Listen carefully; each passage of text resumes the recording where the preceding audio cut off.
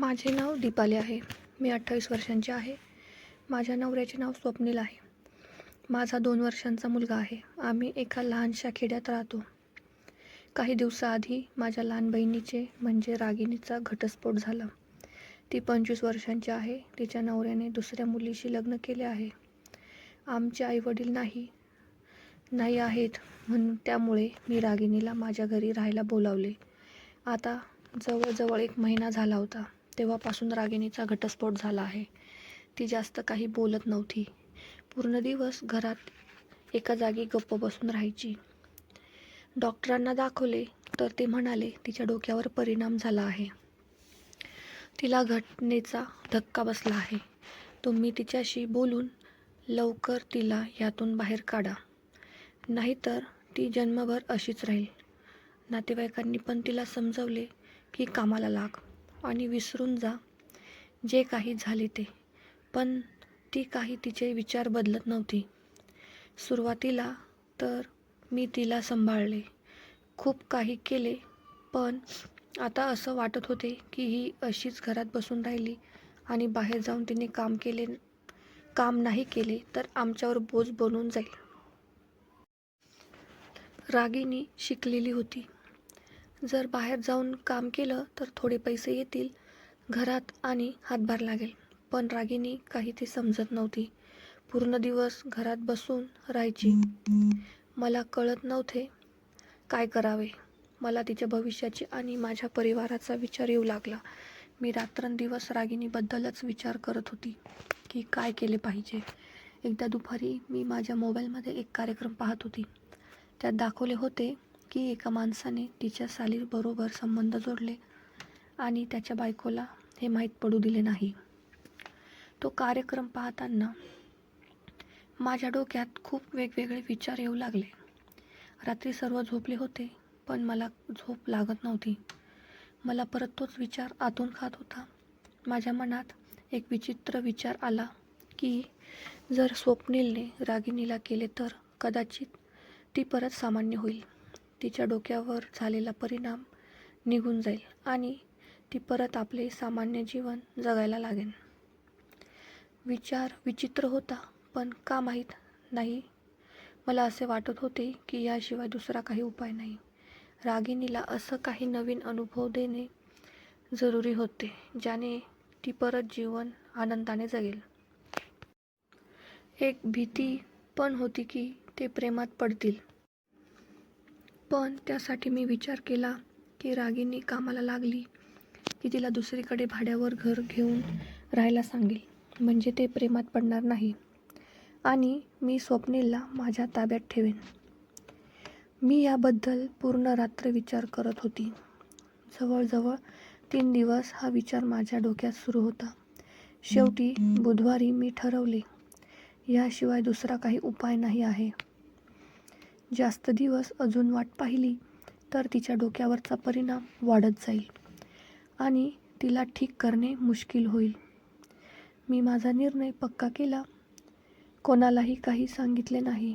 स्वप्नीलला पण काही कळवले नाही. दुसऱ्या दिवशी गुरुवार होता. स्वप्नील नेहमीप्रमाणे कामाला गेला. त्या दिवशी रागिणी उठली. मी तिला कपडे धुवायला सांगितले. त्या कपड्यात मी मुद्दाम स्वप्नीलचे ते कपडे धुवायला ठेवली होती. रागिणीने ती धुतली आणि सुकायला टाकली. मला स्वप्नीलला पण त्याला न सांगता रागिणीबद्दल जागृत करायचे होते. त्यासाठी मी दुसऱ्या दिवशी स्वप्नील अंघोळीला जायच्या आधी रागिणीचे ते कपडे समोरच लटकवत ठेवले, ज्याने अंघोळ करताना स्वप्नीलला दोन्ही स्पष्ट दिसतील. त्याच दिवशी मी स्वप्नीलचा टॉवेल बाथरूममध्ये नाही ठेवला होता. त्याने अंघोळ झाल्यावर मला टॉवेल आणायला सांगितले, तर मी रागिणीला टॉवेल घेऊन जायला सांगितले आणि म्हणाले, तू दे, माझे मसाल्याचे हात आहेत. रागिणीने थोडं तोंड फिरवलं, पण काही उपाय नसल्याने ती टॉवेल घेऊन स्वप्नीलला देऊन आली. मग एकदा रविवार होता. स्वप्नील सुट्टीच्या दिवशी उशिरा उठत असे. मी त्या दिवशी 5ला उठले होते. बाहेर आले तर कळले रागिणी पण उठली आहे. मी बाथरूममध्ये जात होती तर मला दिसले की मी आमच्या रूमचा दरवाजा बंद करायची विसरली. मला स्वप्नील बाथरूममधून झोपलेला स्पष्ट दिसत होता. मी बाथरूममधून बाहेर येऊन खोलीचा दरवाजा बंद करायला गेली तर मला एक युक्ती सुचली. मी परत माझ्या खोलीत गेले. खोलीत काळोख होता. थोडासा उजेड बंद खिडकीच्या काचेतून बेडवर येत होता. बेडवर येत मला माहीत होते की स्वप्नीलचा तो रोज सकाळी तयार असतो. मी खोलीत गेले. स्वप्नील गाढ झोपेत होता. मी त्याच्या बाजूला बसले आणि हळूच त्याच्या तिथे हात लावला. स्वप्नीलने घातली होती. मला त्याचा मोठा झालेला जाणवत होता. मी हळूच हाताने स्वप्नीलची थोडी खाली केली आणि बाहेर काढला. बाहेर काढताच त्याचा सरळ उभा राहिला. मी त्याचा असाच ठेवला आणि बाजूला माझे काही कपडे ठेवले. मग बाहेर आली आणि बाथरूममध्ये गेली. मी बाथरूममधून पाहिले तर मला स्वप्नीलचा स्पष्ट दिसत होता. मी परत बाथरूममधून बाहेर आले आणि रागिणीला म्हणाली, मी माझे कपडे आतल्या बेडवर विसरले आहे. जर आणून बाहेर टेबलवर ठेव ना. रागिणी कपडे घेण्यासाठी रूममध्ये गेली. मी तिला रूममध्ये जाताना पाहिले आणि बाथरूमचा दरवाजा थोडासा उघडून आत उभी राहून तिला पाहत होती. रागिणी हळूच त्याच्याजवळ गेली. तिने कपडे हातात उचलले तेव्हा तिची नजर स्वप्नीलच्या त्याच्याकडे गेली. कपडे तर फक्त 2च होते. रागिणीला घेऊन लगेच परत यायचे होते, पण ती तिथेच काही वेळ थांबली.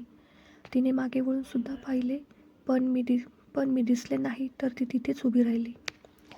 मी पाहिले रागिणी कपडे घडी घालण्याचे नाटक करत होती, पण तिचे लक्ष पूर्ण स्वप्नीलच्या त्याच्याकडे होते. ती जणू मग्न होऊन पाहत होती. काही वेळ रागिणी अशीच त्याच्या बाजूला पाहत उभी होती. तेवढ्यात स्वप्नील कडेवर होऊन झोपला. तर रागिणी घाबरली आणि लगेच रूममधून बाहेर आली.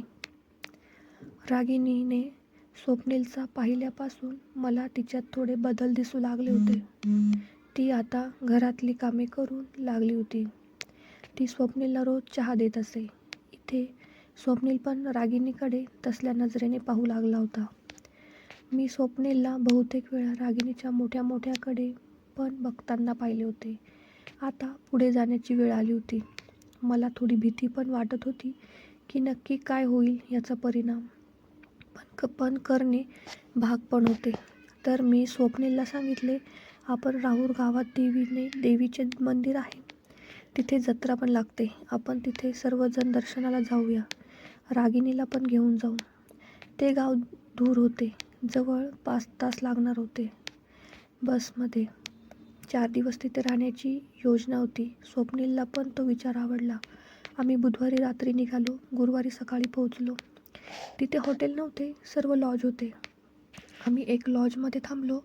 अंघोळ करून लगेच सकाळी दर्शनाला निघालो. मंदिरात खूप गर्दी होती, तर मी माझ्या मुलाला घेऊन पुढे चालत होती.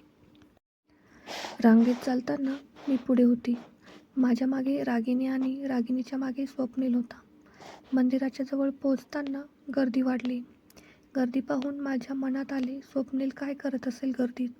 उत्सुकतेने मी खाली पाहत हळूच माझी मान मागे फिरवली.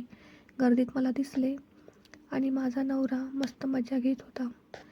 तिरक्या नजरेने मागे पाहिले तर कळले की स्वप्नीलने दोन्ही हात तिथे ठेवले आणि रागिणी त्याला काही म्हणत नाहीये.